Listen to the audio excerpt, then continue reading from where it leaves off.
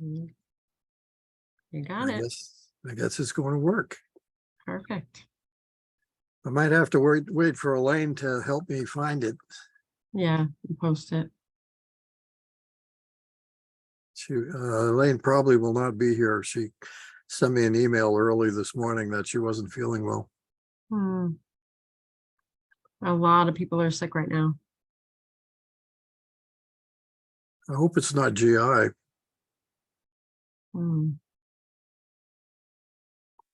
don't know, but there's a lot of stuff going around. Well, we escaped when we went to Greenville. None of us got sick. And we only had one day that had real rain. That was Saturday. Oh, that's nice. Yeah, it was nice. Nice.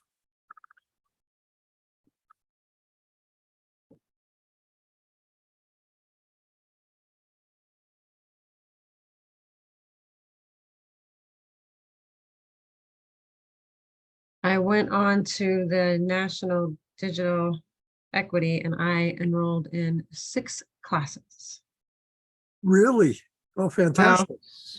It's really 2 classes, but it's 6 times I have to just get in on my calendar. But I'm like, yeah, I'm gonna take advantage of that free service.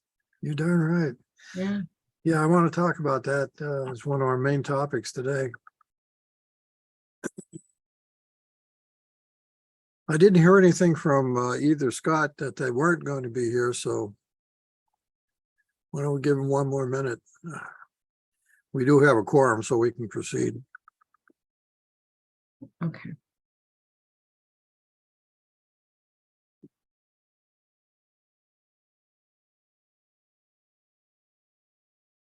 And I did go and I watched the video of your meeting last week. Yeah, they were all at the end saying, "Hi, Ray." I know. I was really pleased and impressed with how efficient you guys were. There wasn't a lot of ancillary discussion or anything. I just might have to do this vacation thing more. Yeah.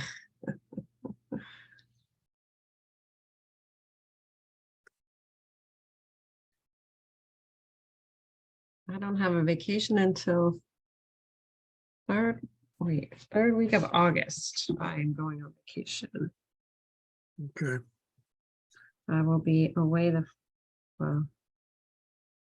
that'll be the 17th of August would be our meeting night. Will be my 33-year wedding anniversary. So we're gonna go away somewhere nice for our anniversary. Great. Well, why don't we get started? Thanks for getting out the minutes for the meeting that I didn't go to. Yeah, but it looked like it was a very good representation of the 21 minutes meeting you had. Short and sweet. Yeah. Any motion to approve? I motion to approve. I'll second. All in favor? Aye. Good, we're done. For the next, I apologize for getting the agenda to you so late, but I really wasn't sure exactly what I wanted to put on there. And one of our key members, unfortunately, our select man, Scott, really wanted him to be here for us to discuss this because I think you all know that that Perry does its town meeting, I think in somewhere in mid-August usually. And during that, they do the budget. So if we're going to get anything into the budget, we need to do it, post haste. I hope it's not too late. I mean, I don't want us to be in the same position we've been since we started of not having any options of using any money because we don't have any money. And there didn't seem to be any options from the point of view of the select board that they had, this little pocket of money that they can dip into for discretionary reasons. So we ended up doing what we did based on not having money, but I think it's important that we have some options going forward because the whole playing field has gotten so complicated that I don't really have a good idea where we're going to go, but I have a pretty strong opinion that it's going to take some money to do some of what we want to do. And one of the things I'm thinking in particular is if we want to do an RFP or need to do an RFP after we get past the MCA thing that's going to be in August, because we don't need to do an RFP for that one, but we may need it later for some of the BEAD stuff. Or we may need it if we have to go to the USDA for funding. My idea is that I'd like to have a pocketbook with about $10,000 in it. It doesn't mean we're going to spend it, but if they don't put it on the budget in the beginning, it won't be there. Does that make sense to you guys? Yeah. Yeah, I agree. But without Scotty here, there's no feel for whether, the town of Perry will. Well, hopefully they'll, it's not. My idea is, it's, what do they do? What do they call that when you're getting a loan for your house, but you're not, it doesn't count. You don't pay interest on it until you actually withdraw from your funding authority. There's a name to it, and I should know what this is, but I don't. But anyway, what this is spending authority. It doesn't mean that it's going to be spent. In fact, we need to get a little bit more information from the USDA on their tax call.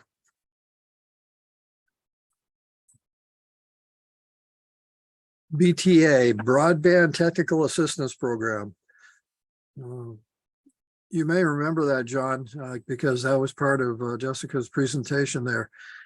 But what it is they support activities including project planning, community engagement, financial sustainability, environmental compliance, construction planning and engineering, accessing federal resources, and data collection and reporting. So some of the things that we would want to be able to do, including getting engineering help to do an RFP, if we wanted to go with somebody like Mission Broadband, they would provide the money to do that through their grant process. Now, the unfortunate thing is that we missed the window this time because it was June 20th. And I think we only found out about it, John, about 2 or 3 weeks before June 20th, right?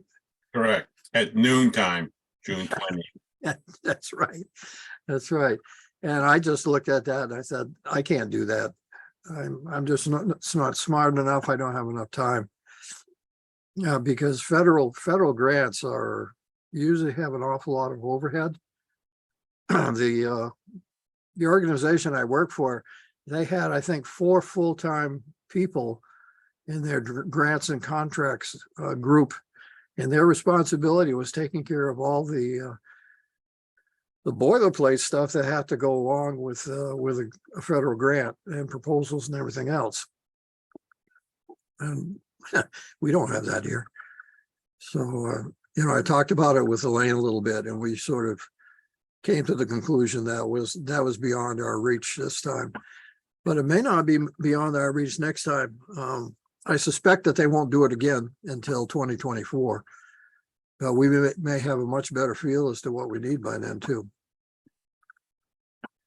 But if everything went the way I want it to go, we could submit for the BTA grant, hopefully get it, because I think that's one of the ones that Jessica said they were having. I don't think they were having trouble giving away money, but the amount of competition that they got for that was a lot less than it is for some of the bigger construction grants. So I would make that known to the select people that it's not our intent to spend the money. It's our intent to have it there if we need some of it. Even if we wanted to do something simple, like we wanted to do a mass mailing for the whole town. We can't do that. I'm not gonna put up $400 to do something like that. So, all right. It sounds like there's no reason not to try to do this. What I'll do, since Scotty is not here, I'll send an email to the 3 select people and ask them if we can do this and tell them what we have in mind.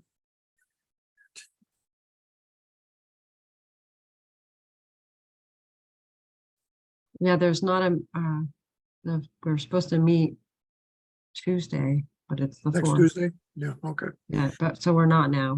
I sent him a message to see if I needed to type up the agenda, and he said, well, it's the 4th of July, just we'll skip Right. it. and- Right. Okay, So no meeting. okay. Let's talk a little bit about what we can do to try to utilize both the Facebook and the webpage. I think we've all been busy enough doing other things. I think that are more focused on trying to get this whole process done, that we haven't taken advantage of that resource. I'll speak personally that I don't really know anything about Facebook. I don't have a Facebook account. My wife does. I look at hers, but I don't do anything with it. Same thing with the web page. I don't know how to handle web pages. Luckily, we got Tom Holland, who takes care of our web page, and I would assume that he's going to keep doing that. But I think there's some things that we can be putting on it and making the town known that this is now an active site that they can use. I mean, we can do some simple stuff like put on the meeting minutes like Eastport does. You know, there's just a click there if you want to see a meeting minute. You just go on and you click on it. But I'm also envisioning that we could use it for the NDEC courses and affordability, the affordability, whatever it is.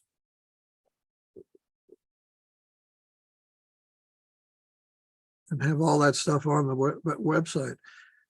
What I'd like to do is to have somebody else on the committee take the lead role in doing this. It will probably be me. I still don't have the login yet, and I don't personally have Facebook. So I think I can figure it out to add things and post things and things like that. But they do have that course available from the Oh, cool. NDEC.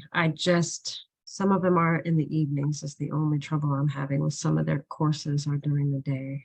Okay. But I'll work it out. I will take that lead And Tina, I'm not super familiar with all the individual courses of NDEC, but a lot of the stuff that they offer live or in person streaming, they also have sort of recorded sessions of it that you can watch at your own. Whether that one is one or not, I don't know, but that is something to look for. Okay, I will look into that because I did look at all the courses the other day. And I thought, shoot, some of them are just during the day. Yeah, and unless they've changed the format and things like that, or it may just be certain subject matter that's easier for a one-way conversation. But I definitely check, and I can certainly ask, but somebody that's more familiar with that version of things. Well, thank you. Yeah, I'll look into that actually. Yeah, Ray, I'd be happy to take that on. All right. I was hoping that Scott Hollander would be here too, because he works from home and he does most of what he has to do using the computer. And I think he's very computer savvy as a very sophisticated user. And I think he could really be of help in that, but I haven't broached the subject with him. I was hoping to surprise him today. Yeah, maybe. Yeah. Maybe that's why he's not here, Ray. They're catching on. Yeah. We live too close. Obviously, my brainwaves are getting out there. Aren't they? All right. Well, I'll just put a note there, and I'll I'll have the same discussion with Tom to ask him whether or not he can help us think through the design of what we want to try to do. So does the Perry Broadband Committee actually have a webpage, or are we, Yes, we do. holy geez, I need to get out more often. Oh, I didn't know that either. I thought it was on the town of Perry. Yes, that's it. Oh, okay. Oh, That's Okay. it. It's the town of Perry, but there's a little icon says up on the top broadband. and it says broadband. So you click on it. And we put our notices on that in the past, but I think we'd do ourselves a lot of good if we put more stuff there. So should I have not been sending Tom the minutes. Have you been doing that, or should I be No. doing that? No, I haven't done anything. I Do you have want been me to start doing completely that? derelict in doing anything useful on Facebook, except when we were doing that survey. When we did the survey, we put new stuff on, I think, in the beginning, and then we updated it toward the end. And I haven't given them anything since. Hmm. Okay. But well, maybe this summer is a good time to do that. I mean, if we had a high school kid on the committee, that would be really cool, you know? Does the Perry website have a counter, basically something that would log the number of visitors? Does anybody know that? I think mhm. it should, but I think it's something that has to be set up when you design the website. So let me put that down as a question to ask Tom.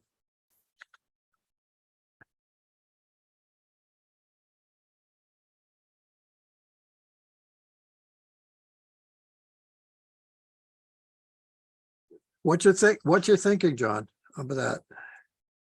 I mean, as an example, the three of us don't have much, we don't even have Facebook pages. So I think that's a reflection of the community that maybe they're not hard into, visiting the Perry website. I mean, it's a challenge to get the information out to the residents. Right. Maybe the town meeting is the way to go. I think that's how we would reach most of the people because I think a lot of people do show up for the town meetings, especially if there's some type of budget involved. I was All at right. the town meeting last year and it wasn't a great turnout. Probably maybe around 30-35 people. Yeah. But when I went for the school budget meeting, there was a big turnout. And maybe because they're the biggest part of the budget other than the roads. But yeah, there was a lot of turnout when it came to funding the school. Well, To that have the certainly town- is the biggest part of our budget. Yeah.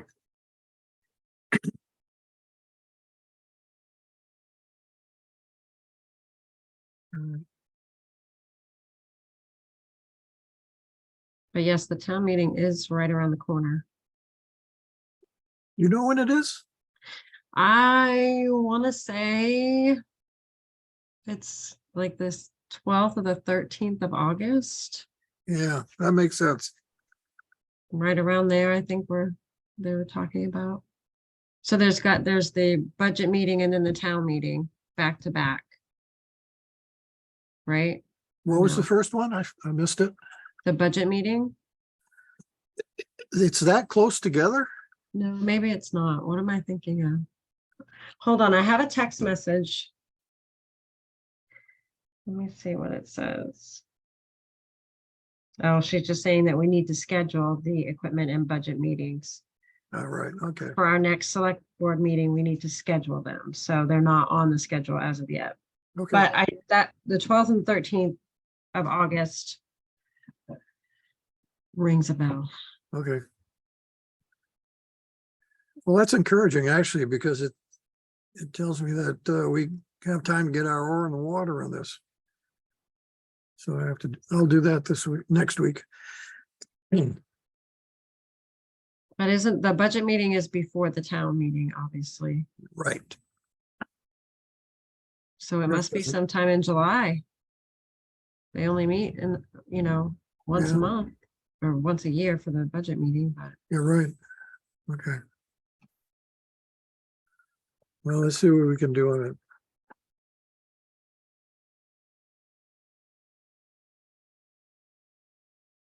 So I still don't have a good idea what we may be in the position to do when MCA actually comes out with its grant solicitation.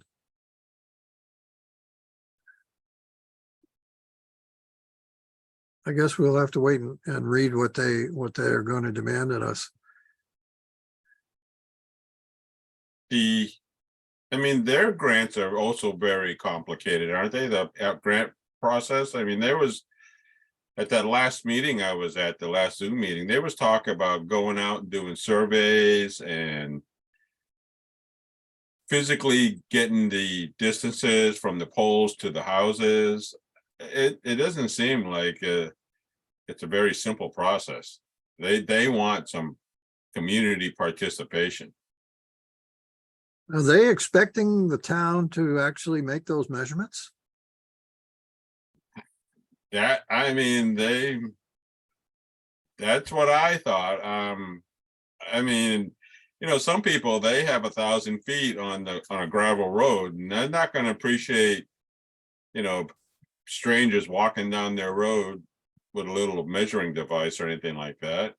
And the ISPs, whoever the provider is, they all have that information. That's what baffles me, is that information is out there, and it's so difficult to get.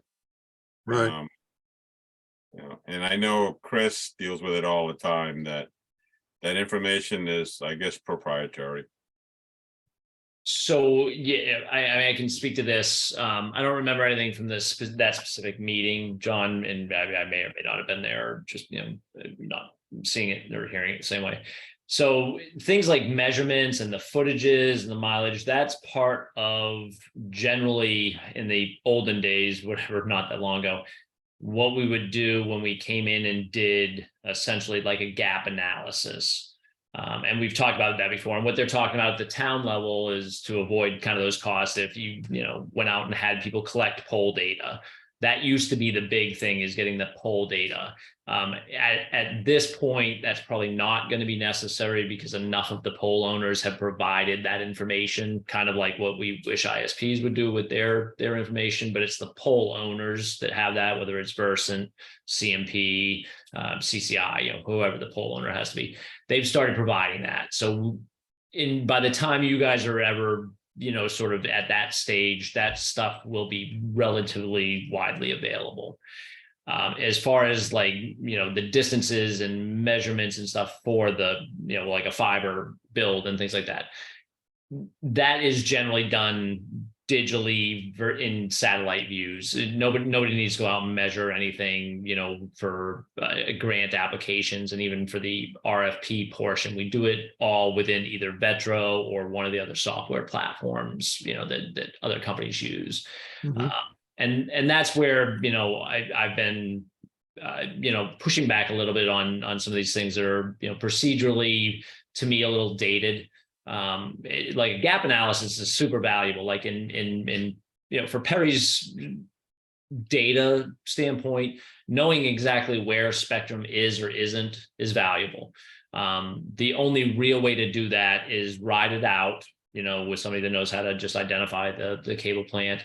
Or that's where you could engage, town folk to, kind of, I don't know a good way to put it, but you could probably do it more, maybe with a well-crafted study of, hey, who has, or a survey, I mean, not a study, a survey on the Facebook page or whatever you're going to create, for some interactive stuff, and find out, what addresses, maybe do it that way versus, going out to try to measure something, or, document it by foot.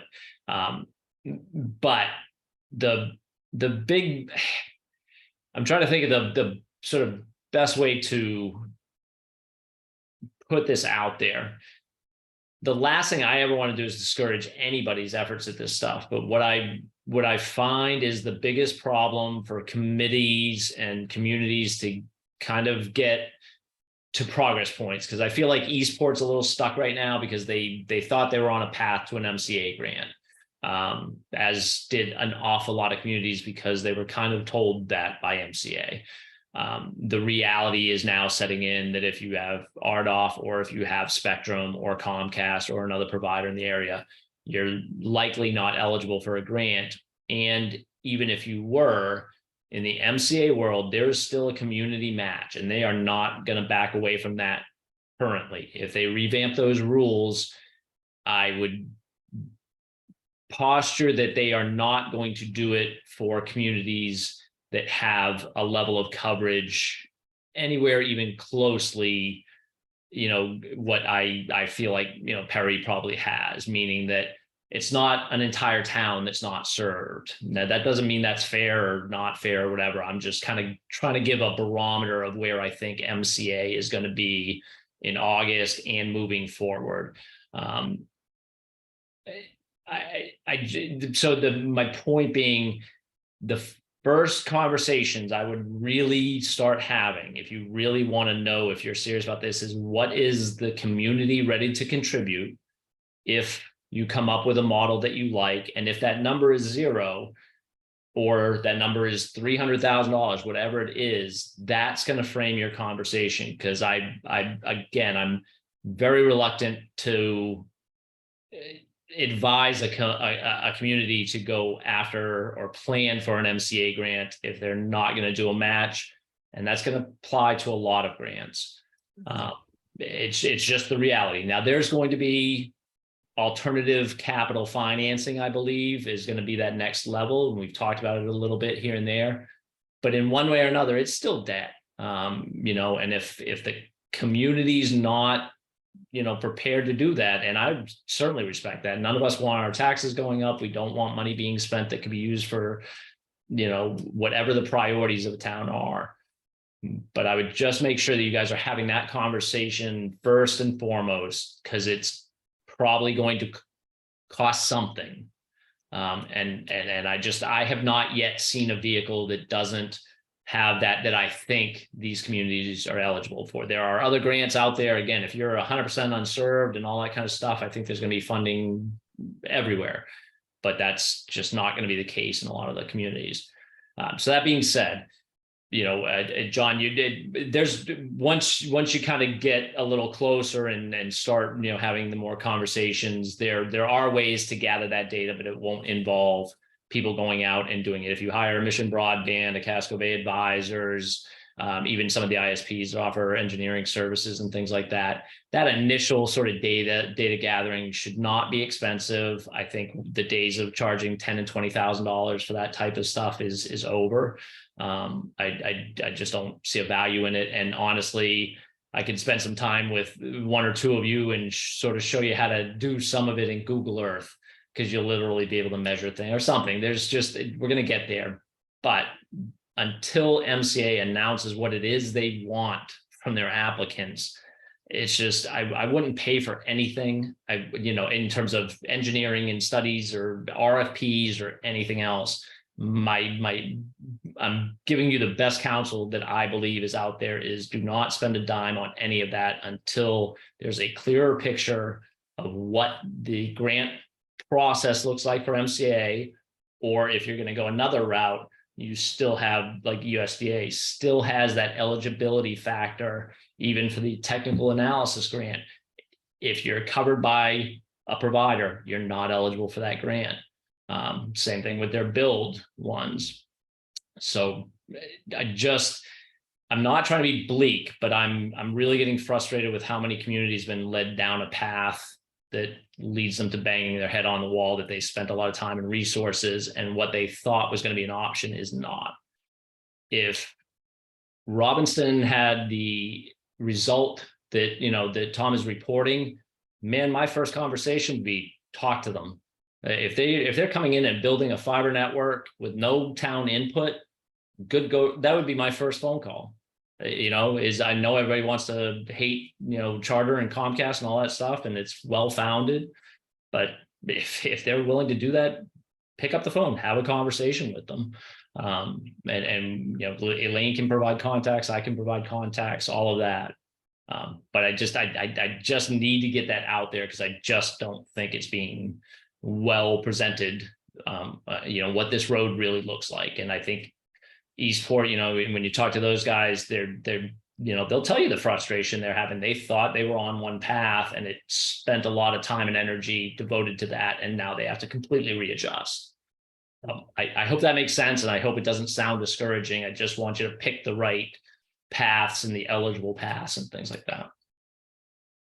Yeah, I think what you're saying, I mean, I remember one of the slides that they showed was that MCA is not funding all of it. It does require some community involvement. So that one stuck in my mind too, is. And the number currently right now that they've had, and they, you know, kind of use as a benchmark, is $750 per location that you're applying for the grant for. So if you're applying for 300, it's $750 times 300. That's the town match, and that's not, you know, costs that you incur organizing and doing all the other things, which should be minimal, but that actual contribution towards the build right now is $750 per location. That may change, you know, as they really figure out what their total funding availability is now, because it did go up for BEAD versus what they had. It won't affect this current round of MCA's Connect the Ready, but I don't think August is probably the best window right now anyway. Yeah, I mean, I haven't talked to any of the selectmen, but my feeling is that they don't want to commit to any other funding that that puts a financial burden on the town. But then I also heard of ISPs that they'll write the grant, and if they receive the grant, they're willing to accept that burden of whatever the community needs to do to, you know, match it. And that one was something that I thought was more realistic for the town of Perry, rather than just relying on town funding and the MCA grant. Yeah, and you know, in that model, the problem is still that the grant they would be applying for, unless they're CCI or Spectrum, there's probably not enough eligible locations, even with, because you do have a percentage of it, you know, and again, I'm, you know, just kind of ballparking on some early estimates that I saw, but I don't think you're close to 50% of uncovered of the total locations within Perry. And applying for just those ones that is challenging from a network standpoint to try to build it. That's one of the big things that MCA is trying to wrap their heads around.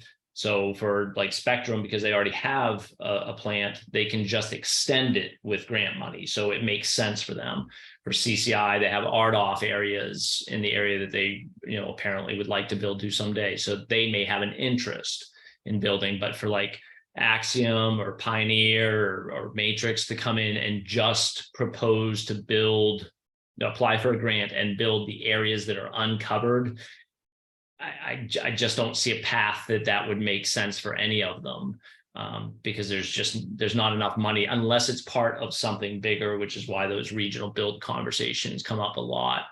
And that's the other reason that I don't want you guys to pin your hopes to some other things, but you know, to be honest, the best thing that could happen is you know, again, CCI, Spectrum, Pioneer, and DBU or whatever coming in as a predefined project. And that's what MCA is working on, reshaping their input to a town.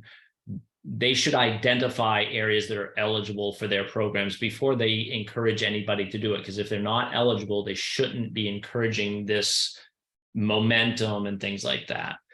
So my hopes is that, and I've had conversations, everybody's talking, you know, every person involved in this stuff is talking to each other. My hope is that a regional build takes place, whether it's, you know, partly funded with town money, partly funded with some grant money, partly funded with ISP or whoever the partners is, you know, that comes out as sort of the emerging force in this. and it simply encompasses all of this region. And I've put together a proposal. I'm not the only one that looked at the total area of avoiding RDOF. You can't really avoid Spectrum. Looking at the unserved areas in the area that include Pembroke and West Pembroke, and I think it was Dennisville. You know, kind of that thing. And somebody's going to need to propose that build for this to really have a lot of sense. And you know, Ray, we talked about that last time about, you know, starting to talk to these other towns just to get a feel for where things are, because I just personally feel that's probably the only way this has a chance of really gaining a foothold for success.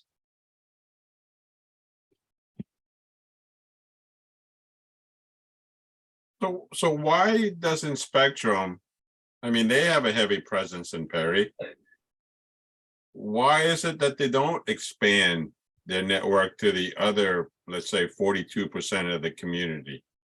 So in the, you know, without grant money or, you know, subsidies, things like that, I mean, the actual answer is, you know, what we already know. There's no money in it. Right. You know, because the density is low, and you know, we've kind of gone over all those things.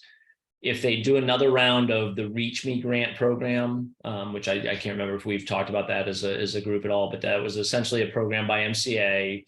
It was for the providers, the ISPs, for exactly that scenario. They could apply for the grant to extend that area, and MCA would cover part of that cost. Now, the provider still had to kick in, just like a town does, and usually it was kind of a higher rate, but it subsidized them building out those areas, so it offset the lack of a business model to make it make sense.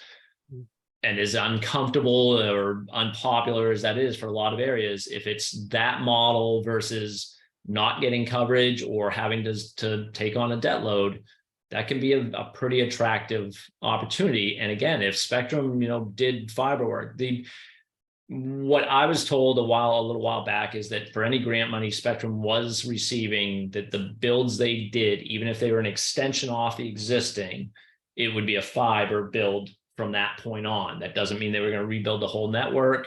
They were just, anything they added was going to be fiber. Now, if they built Robbinston with a full fiber network, they've got a fairly high, you know, presence of fiber, meaning the availability of it to build outward. So again, that's probably one of the best options that's going to come out as you do your research in terms of what's likely, you know, what's affordable. I'd love to tell everybody you're going to get your own fiber network and control your rates, but it's not the reality. So John, to your question, there was no reason to do it before because there was no money in it, and they're a business, they're a for-profit business, and I don't blame them for that. I wish, you know, things had a little more. I understand that, but I look at Robbinston. I don't, from a business perspective, I don't know what made it so attractive for them to get Robbinston online, because there was no Spectrum presence there prior. Yeah, and that was a question I had for Ray to put out to Tom also, is, was this a brand new build, or were they already there and they just extended? And that would probably be the answer for that one. It was probably already on their radar. Any unserved area where you already kind of are there, they generally tend to, you know, to sprawl, but they're not in a big hurry for the smaller areas. And they knew that somebody else was going to build it because there's too much activity right now. If there's an unserved area that has just enough of a cluster, and you're, as a company, you're already there, now you'll say, well, we got to get it done before somebody else does, because right now people are building right on top of each other. If you're in Brunswick and Bath and Portland, there's literally 3 providers building right over the top of each other. And that's what they don't want in these rural areas. They can't, you know, a provider can't afford to lose 50% of the customers because there's not enough of them already.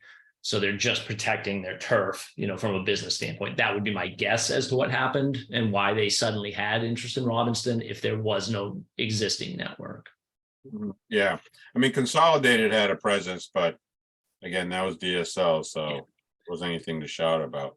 Yeah, and they're abandoning that network. That's why Fidium, you know, they're a whole new thing. And they're again, you know, if CCI steps up to the plate and says, you know what, Spectrum's kicking our butts, let's go build. And that's a possibility. They have interest in the area. You know, we've all had multiple conversations with Simon, you know, specifically for most people, but there's other conversations with CCI.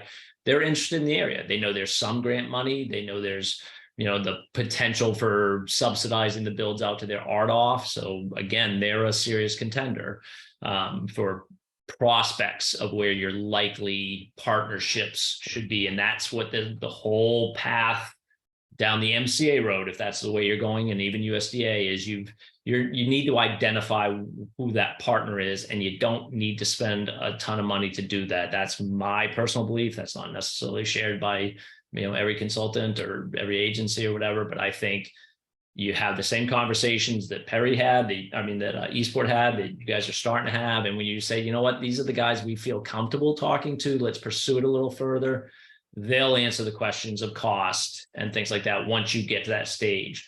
That's one of the problems with an RFP process, is unless you give everybody an awful lot of data, they have to spend a lot of money to do it. And if it's not a real attractive build to them, they're not interested. So you kind of have to establish that relationship first on these smaller, less profitable areas is my advice for the best way to go about that. And that doesn't mean you can't simultaneously still be talking to everybody about fiber solutions also, in case the landscape from MCA changes after this next window opens up, or, you know, as they really figure out what to do with BEAD and how to deploy it. This whole thing could change the look, you know, of what it is right now and what that process is, because it didn't go well. To be perfectly honest, the money given out so far by MCA, while it's helping and that's great, it wasn't well targeted for what they're really trying to achieve. To get back to the Eastport RFPs, the replies it did get from Spectrum and Pioneer, they were sort of disappointing. I mean, I didn't think they were productive and gave Eastport anything to work with. And I haven't seen, you know, just from what Ken Burke had initially, that last meeting, it didn't sound, you know, like I said, it was very helpful. The replies that initially that they got when Spectrum requested an extension, I believe, from Eastport. Yeah, I think Ken did mention that. Yeah, and that was denied. And basically, Spectrum said, you're going to have to go with us anyway. So I thought that was not helpful. And I think the reply that Pioneer provided, Ken sounded, Ken's own words was, it sounded more like an editorial. So I don't know what that was all about, but it didn't sound like it was very positive. Well, and you know, on the, I again haven't seen any of those things. I think Ken mentioned to me that Spectrum asked for an extension. I didn't see why they would need one personally, but that's, you know, their choice. I could see where Tim at Pioneer might have some confusion, simply because he already kind of provided all the information that an RFP is essentially designed to do. He had given Eastport and then did the same thing for Perry. You know, we have high level designs and the a bill of materials, basically an estimate sheet, you know, for what the build would cost. So he's kind of already given them what you would give, you know, somebody in response to an RFP. So I don't know if that's maybe what he was referring to, or, you know, without seeing it, I'd just be speculating.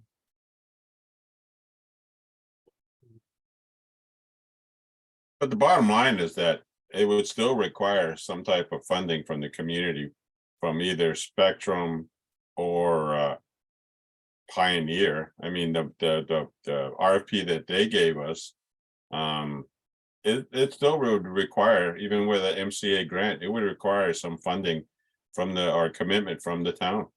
Pioneer, yes. CCI and Spectrum, I don't think you should negotiate a deal that includes a customer contribution. That's their cost of acquiring the customer base, in my opinion. You're not asking them to come out of their way and build a network, and that's true for both of them, not Spectrum. They're already here. They're already established. They're simply being subsidized or encouraged to take on more customers where they already are. And that's a very different scenario. I think Simon did make a statement, or made the remark that they have just basically accepted the grant and then taken on the burden of the community commitment and, build out the network. So I think that it's I think it's already been established that, yeah, the ISPs like Spectrum and CCI, they have the funding to do that. They can do that. Yeah, and the other difference too is that in those models, they own the network. That's the other the piece of that. So there is no reason for the town to kick in for somebody else. Like, I don't buy my neighbor a car so that he has a way to get to work. You're providing them a customer base, and they're deciding to build it, and they own it. So there's no reason to contribute, in my view, as a town. But that, again, will depend on how hard of an edge they want to take.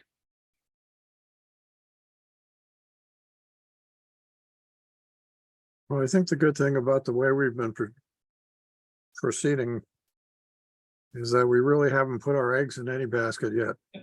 What we've been trying to do is get as much information as we can.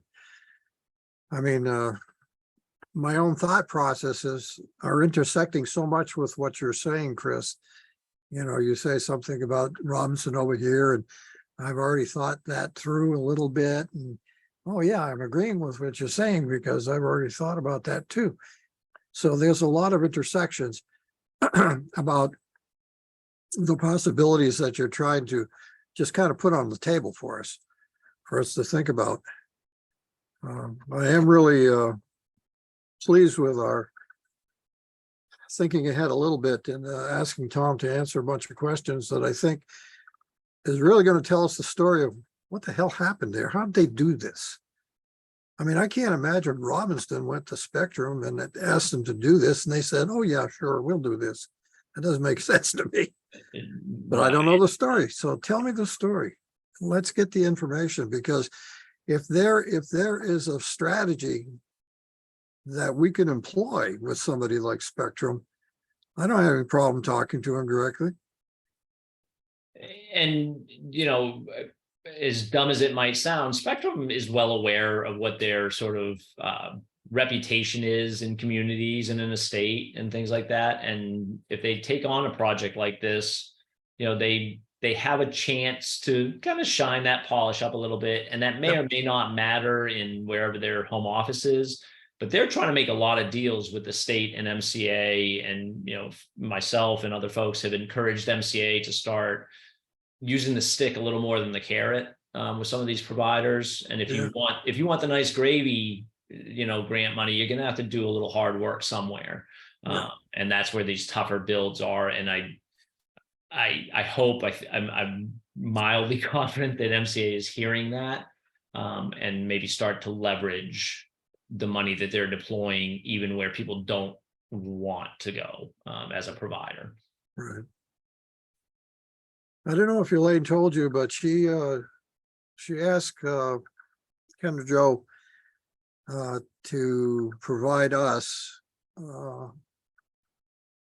MCA's conclusion about whether Perry is an unserved population or not. Because obviously, if we're not, then talk to MCA about their grants, or even USDA, since they seem to want to use the same 25 and 3 criterion, then we're going to be barking up the wrong tree. Yeah, and again, I wish there was a way for sort of the inner working conversations to be out there a little more out in the face. I've had similar conversations, and one of the reason that nobody's really rushing to do this, because again, it's not a hard thing, is the latest FCC data and the maps that are out there now. Right.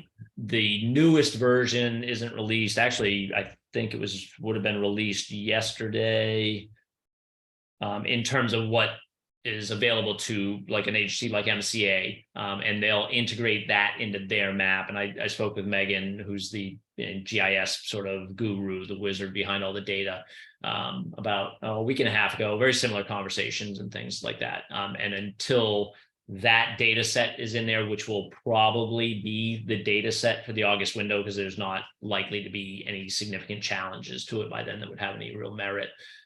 So that would be the time, once that data is available, to make all right, guys, here's the current status of where Perry is or any other community that's going down this road.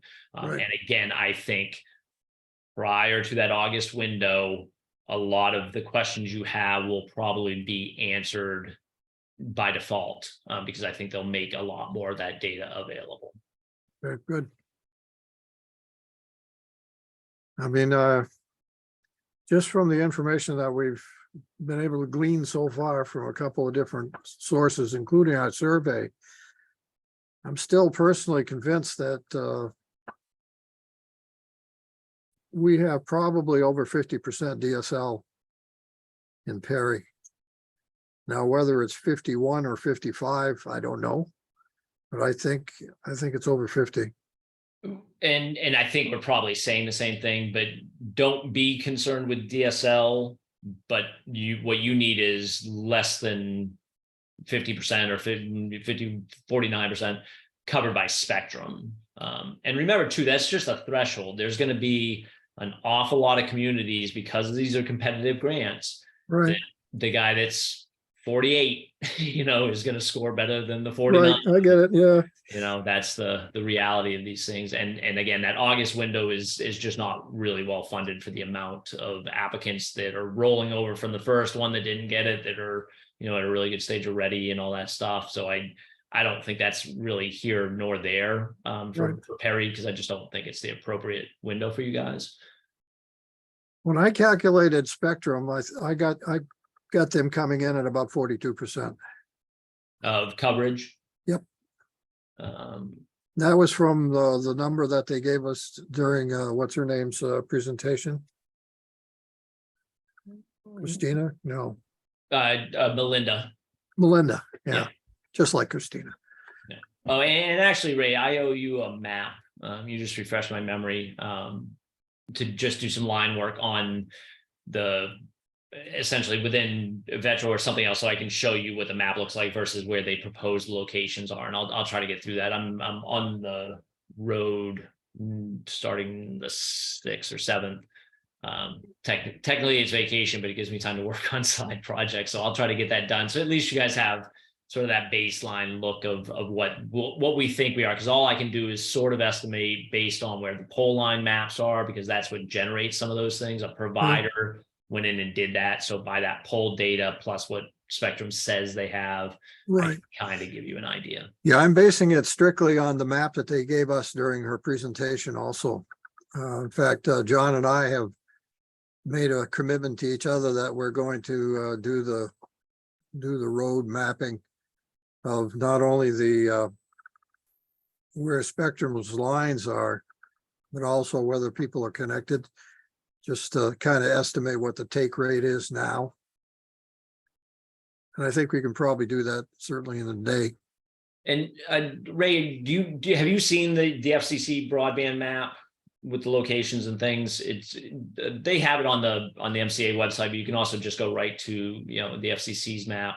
And one of the things you can do, sort of combined with the stuff that's on MCA's things, is if you're going to do something like that, like if you want to know if where the map that Spectrum provided stops where you think it does, if you look on the FCC one and zoom in on that actual address, you'll see where one says covered, one says doesn't. Based on the data they have, that's where Spectrum's maps that they provided stop. So rather than having to ride out the whole road, you go, well, let's go start at 319 River Road or whatever it is. Right. That's where the FCC says it stops. And then you could just backtrack a little bit and identify where you see their cable lines itself, rather than having to kind of guess at where it is. I actually did that I didn't do that. I went on Gin Cove Road where I live, and Spectrum had their map where they basically are doing all of Shore Road, but there's these two little icicles that go into Gin Cove Road on the east and the north and the south end. And I just went and looked at the lines, and what they show is exactly what's here. Oh, cool. Yep. Yeah, and there again, you especially spots you can just kind of verify on that FCC map. And again, now this should be the latest version they have on their website, hopefully. So just validate some of that stuff, because then remember too, keep a spreadsheet, because you can, as a town, as an individual, challenge those location eligibility status. If you go out there and you're like, there's physically not even spectrum here, that's a challengeable location. That Yeah. might seem like a pretty big hurdle, but if you're only talking 50 challenges or something, that's not insurmountable, and that could certainly swing you percentage wise fairly significantly, because you're talking Sure. about such a small data set. Yeah, no, I think hopefully we can do it next week, John. Okay, Not Tuesday, though. Do you guys have like some cool golf carts with little yellow flashing lights or anything? You can just kind I of don't have the lights, but I've got a gator. there you go, even perfect. I'm just hoping to pick a day it's not going to rain on us. Yeah.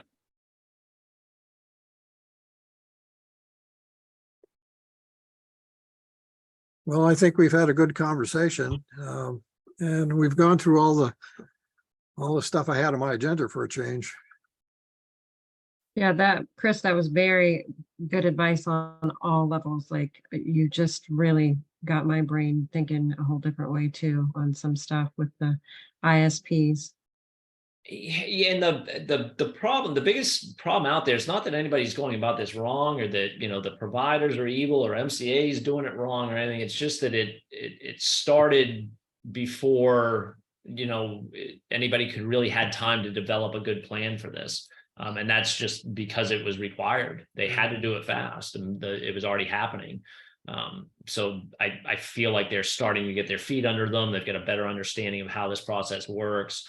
Honest conversations are starting to happen for the first time, which is a huge plus in my book, is that they're really starting to have the uncomfortable conversations. I'm sorry, Bath, Maine, you're probably not getting a grant.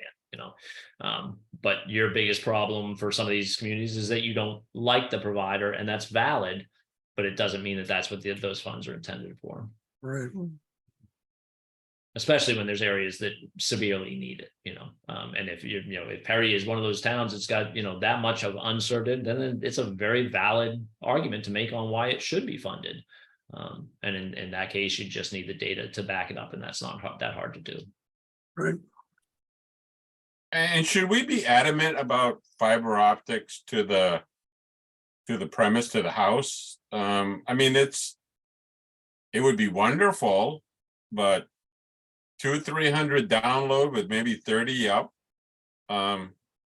that's doable, especially considering what some people, what they have now. And that's why I kind of have started trying to shape any conversation. If somebody's asking for my input, again, it was one of I think the missteps of MCA. They put out everything about, hey, we want everything to be 100 by 100 at absolute minimum. And people started taking that as the definition of broadband.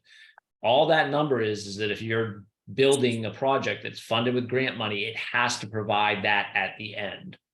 That doesn't mean that if you don't have 100 by 100, you're not getting broadband. I know plenty of people with a basic tier through a Comcast, a Spectrum, a normal coax system, that their speeds are fine. And if you do the math and the actual, data usage of streaming apps and devices and do the math, you don't need nearly anywhere near the download speeds that most plans are provided. It's just kind of an ego thing and a marketing thing. But the upload is tough, for certain homes, certain users, on a coax system. The bigger problem is not the platform, it's that the maintenance standards and the quality of service standards have not been maintained by the providers. And that's the other conversation I've been having, is an awful lot of people are going to have to partner with a copper-based solution, including programs that are funded by MCA grants, part of the Reach Me. So we need to start enforcing quality of service levels on these providers, whether it's as the town, like right now, Robinson has a franchise agreement, on their webpage. They may have another document that, supersedes it or whatever. But if you're crafting an agreement, just like any contract as a town, there should be some type of a performance metric that they have to meet. And if you're constantly having outages and things like that, or, service issues, if you can put that in your contract. If we have 30 service calls in a month in a town with, 500 customers, that's probably high, you Yeah. know, Yeah. things like that. And also too, just to be fully, a lot of heat gets thrown on these ISPs in a copper-based system. 80% of the problems, and that's a random number, but it's probably accurate. And this is based on my experience of 20 years in the copper world. Almost all the problems are in the home. And people don't want to hear it. And I'm not talking about reboot your router, which is what you get when you call up the help desk, but it's usually electricians fittings that we used to call them. They're just push on ends on the end of a cable jumper, loose fittings. I wish they were doing a huge education campaign, and you can do it on your Facebook page. I'll put together the documents. I'm already doing it for SPIAC. Hey, take a 7/16 wrench, go down your basement to your splitters, tighten everything up, do it behind every television, behind your TV, and you'll be amazed at a cumulative effect that can have on a community, because everybody else's problem is also your problem in the copper world. If your neighbor has a really crappy connection that's causing a lot of interference, you have problems too, because you're all sharing that same pipe. Yep. So I if you do end up partnering with somebody like that, those are the types of things that you can do to make that the best possible solution. I mean, I have family in Robinson that just hooked up to Spectrum, and their speeds have never been symmetrical. But they also are not experiencing the copper issues because it's a recent connection. So and they've never had symmetrical bandwidths. So I'm interested to see what Tom's reply is as far as the fiber optics aspect of it. Again, everybody that I know is not having that symmetrical upload download. Yeah, and even They're happy with what they have, so that's the bottom line. Yeah, Yeah, right. in a new system, copper or fiber, if they built it properly, new systems like a new car, you get no problems, unless you get the lemon or whatever. But new is always nice. It takes time for these problems to add up over networks, and it's usually, again, that lack of maintenance and upkeep that really. And this is a remote area. They don't have 12 guys in trucks just sitting around in Perry and Eastport waiting to do service. I tell you what, I've been seeing an awful lot of Spectrum trucks in Robinson the last couple of weeks. I have no idea what they're doing, but they're everywhere. Yeah, there's a lot of activity for everybody everywhere. They're doing installs. Is that it? Yeah, I see them stopping at places there, and they're all doing installs. Like I said, the system is fairly new, so there's no issues as far as ongoing maintenance right now. Right. And with the affordable connectivity program out there and being a little more heavily advertised, people are going, you know what, my cable bill is going to be too expensive, so I wasn't going to do it. But if they're going to give me $30 off, and it's only $50 a month now for my internet, maybe new people are jumping on for that also. Sure. I jump. Yeah, people that I know that have it are grateful for it, and they like it. They don't give a hoot whether it's fiber optic. All they know is that it does what they ask it to do, and you're happy with that. Yep.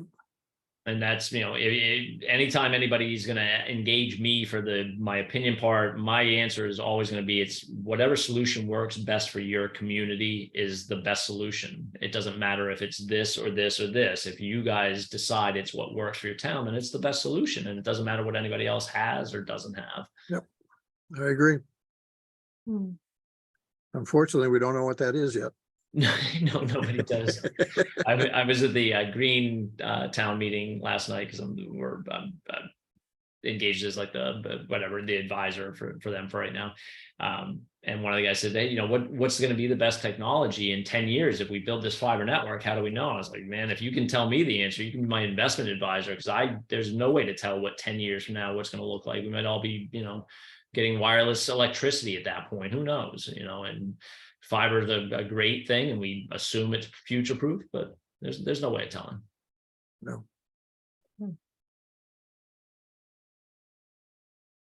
Anything else for me? I think we're at a convenient point. Motion to adjourn.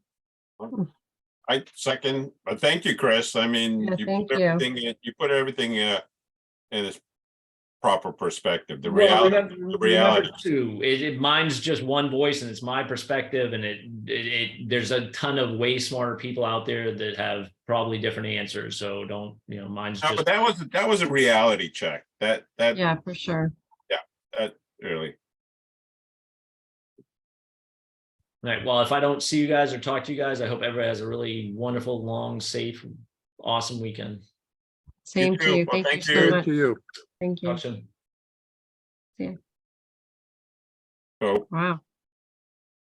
I Yeah, gotta- he made a lot of sense. And that's the first thing I thought of, is a reality check, because he really did, like, we're not always thinking on those lines. So Right.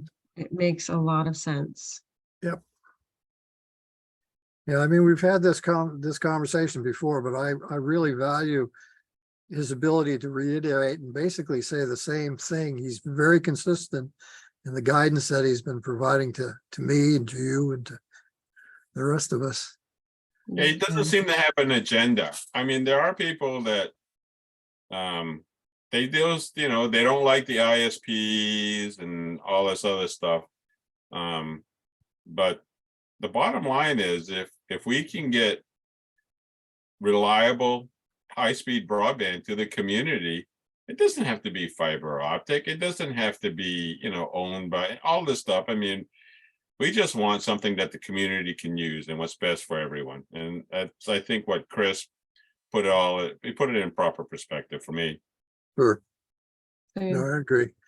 Although I still am not happy about fixed wireless. What's fixed wireless again? Remember that company, Trail Runner? Oh, yeah, no, yeah. I'm not even thinking about them. Yeah, I just have this picture of, taking my least favorite person and having Trail Runner put a tower right next to him. Yeah. Yeah. I mean, How to make friends.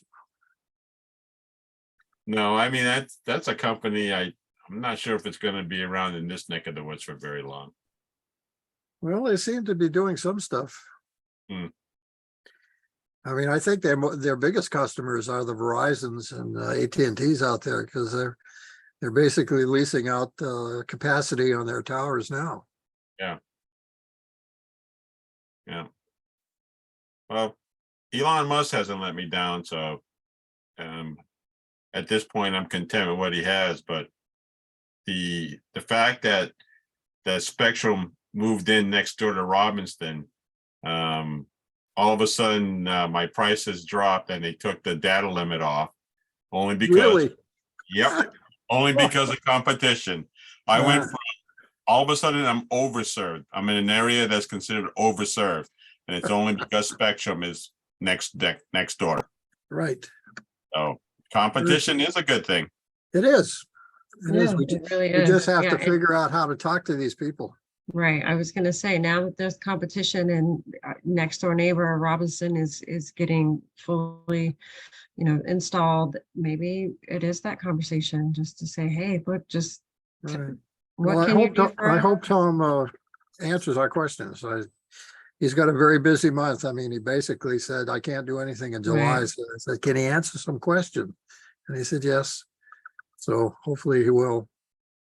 Well, and we also have the option, if Tom's too busy, what prevents us from asking Spectrum, how did Mhm. Robinson, what is it about Robinson that makes it so enticing to your company? And how can we apply that to Perry or whoever? I mean, if Tom's too busy, then I don't see why Spectrum wouldn't want to answer those questions. I don't know.